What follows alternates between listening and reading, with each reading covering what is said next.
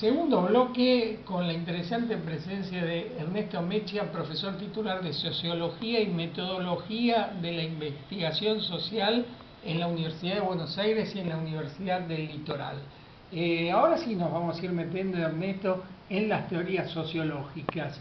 Y la primera pregunta es, la sociología, primero desde lo macro, ¿la sociología es un saber de la modernidad?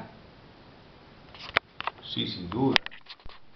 La sociología para mí nace con la modernidad, va para mí, creo que para todos, y nace para explicar la sociedad moderna.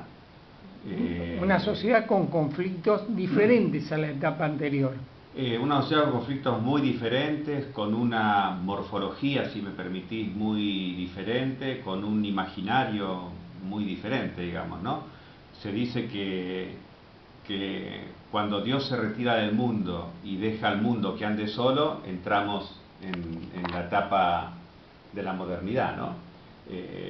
Digo, cuando las garantías últimas ya no son, digamos, las causas finales, ¿no? Sino que el mundo se desencanta. Aquí llamas garantías últimas, la creencia en Dios, claro. Que le da la tranquilidad al hombre que, claro, en su final lo juzgará Dios y asunto terminado. Sí. O que digamos, o que finalmente la forma en que las cosas estaban dispuestas en el mundo se debían, digamos, a una intencionalidad divina, ¿no?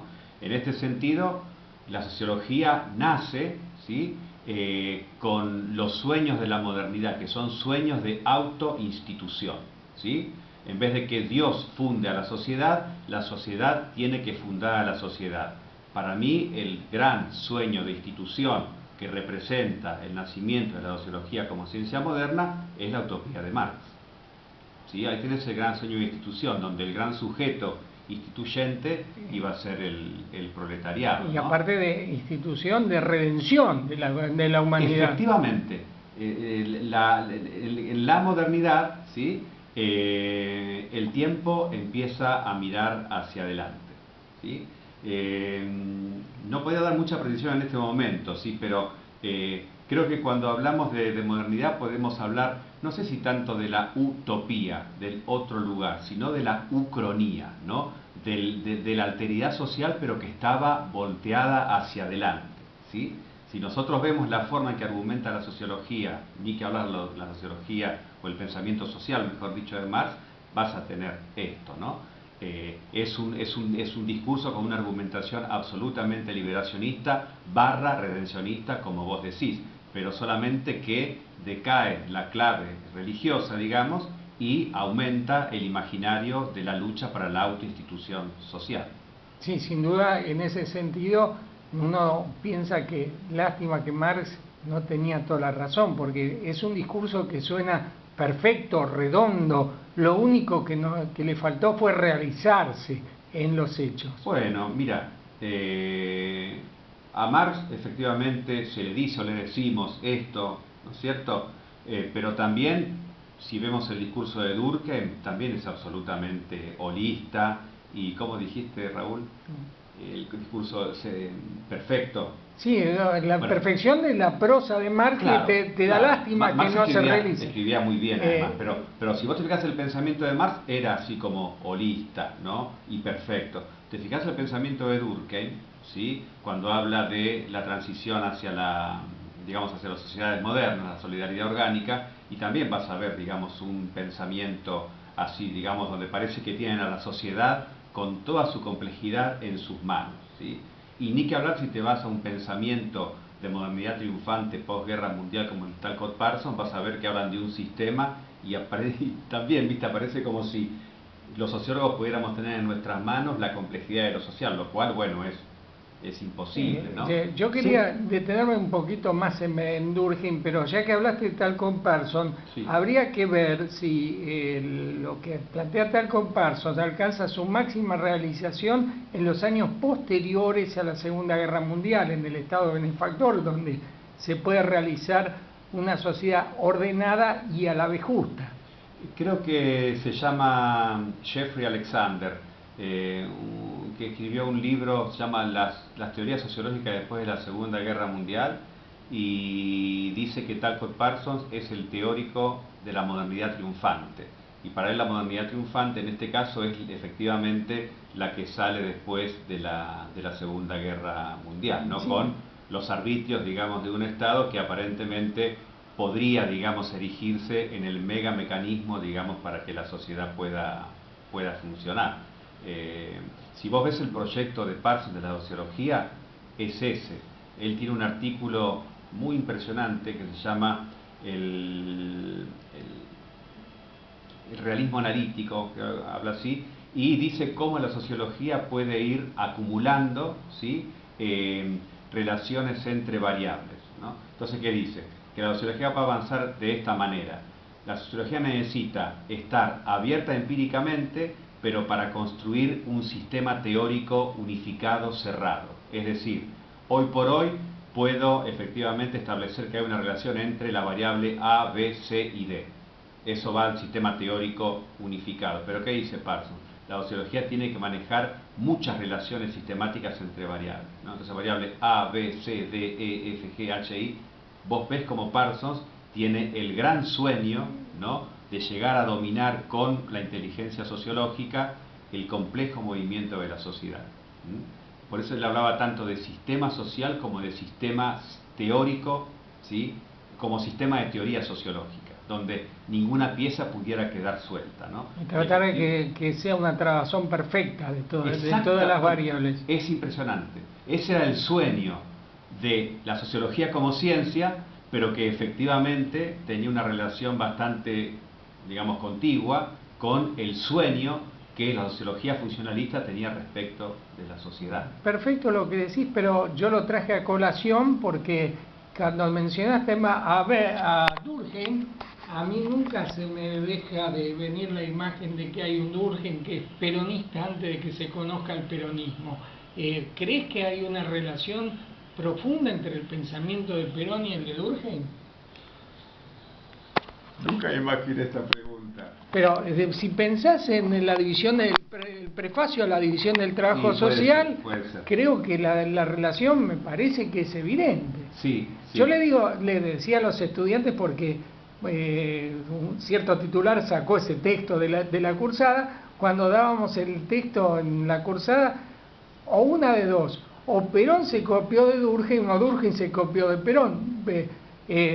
Durkheim escribió este texto en la época que Perón o bien era un bebé o bien no había nacido. Entonces, mirá ¿cuál es tu reflexión sobre esto? Bueno, mirá vos a dónde me llevas. Porque decís que un titular, que vendría a ser yo, si no me equivoco, se ve que sos muy rápido. Sacó el prefacio de la división del trabajo social, pero puso el suicidio. Si vos a mí me preguntás en qué pienso cuando pienso en Durkheim, en un gran interesado en el lazo social, ¿sí? Así como Parsons era el interesado en ver cómo se interrelacionaban las variables para que la sociedad mantenga relativamente un equilibrio homeostático, ¿sí? Durkheim era un hombre muy interesado desde lo que podríamos llamar, no sé, el lazo social, el vínculo social, ¿sí? Y también la afectividad social. Yo veo en Durkheim un hombre muy atravesado intelectualmente por esto, ¿no? La disolución de los lazos comunitarios, la secularización, la vida en la gran ciudad, las condiciones de vida desastrosas en la gran ciudad, el aumento de la soledad, el aumento del individualismo, el aumento de la anomia, y entonces la pregunta sociológica, ¿cómo pudo ser que pasó esto? Y después la pregunta del Durkheim político, ¿cómo podemos hacer para que esto de alguna manera pueda volver a enlazarse, ¿no? Que son las preocupaciones que él después expresa, digamos, cuando habla de la sociedad nueva. Me das un argumento más para reafirmar lo que digo. Si a Durkheim le interesaba el lazo y el lazo por la afectividad, ¿quién hizo más porque haya afectividad en la sociedad argentina que el general Perón? Y Evita, sin duda. Son dos partes de la misma construcción, Perón y Evita. No nos metamos en eso de si Perón fue una cosa, si Evita fue otra, porque se nos va al demonio la entrevista si entramos andan a discutir sobre esa cuestión. Una gran preocupación por el lazo. Y la gente que tiene buena onda con Parsons, dice lo siguiente: Parsons también estudió el nazismo. Tiene, al menos en castellano, yo le conocí 2 artículos sobre el surgimiento del nazismo.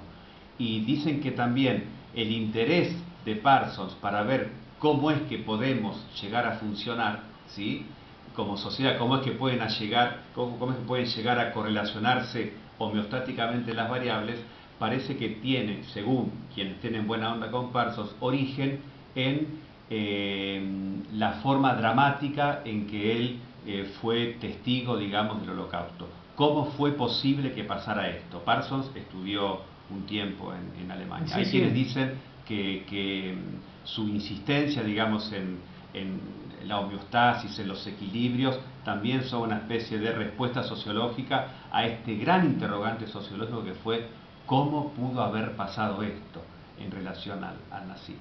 Bueno, sin duda que un proceso tan traumático como fue el nazismo en general, el Holocausto, el asesinato de tantas personas, la realización de los mecanismos fordistas de producción orientados a la producción de la muerte, para decirlo en palabras de la teoría económica, es una simple aplicación de lo que fue el fordismo a la maquinaria de la muerte. Cómo semejante tragedia pudo ser vivida. Y creo que era un poeta judío, que ahora no me acuerdo, que salió del campo, creo que se llamaba Paul Levi, una cosa parecida, que salió del... ¿Te acordás vos del nombre? Ahora va a salir. No Paul Benjamin, no, era un poeta que se llama, creo que Levi. Carlo Levi. Carlo Levi. Que escribió la gran saga. Ha llegado... ¿Sí? Si esto es un hombre, Los hundidos y los salvados, y... no recuerdo el otro, sí, fue un sobreviviente al... Que dijo, ¿cómo puede escribirse poesía después de salir del campo de concentración? Ha llegado nuestro keeper, José Luis Galante, que se incorpora a la charla de hoy. Te anticipo que te has perdido una primera media hora sumamente interesante, después lo podrás ver cuando subamos los videos a YouTube. Estamos terminando el segundo bloque, de algún modo derivando lo que habló Ernesto Mechia en la primera parte de la charla. No en el próximo bloque vamos a ir ahí, pero tiene una segunda parte. Estuvimos hablando de la modernidad sólida. De la época en la que el hombre tenía, ya sea desde el marxismo o desde otras corrientes no tan radicalizadas, tenía una confianza prácticamente inalterable en el futuro. Todo eso se disuelve, se hace modernidad líquida. No va a ser el tema del próximo bloque, porque la modernidad líquida de Bauman, sociólogo que ha fallecido hace muy poco, requiere mucho tiempo y tiene muchas derivaciones prácticas.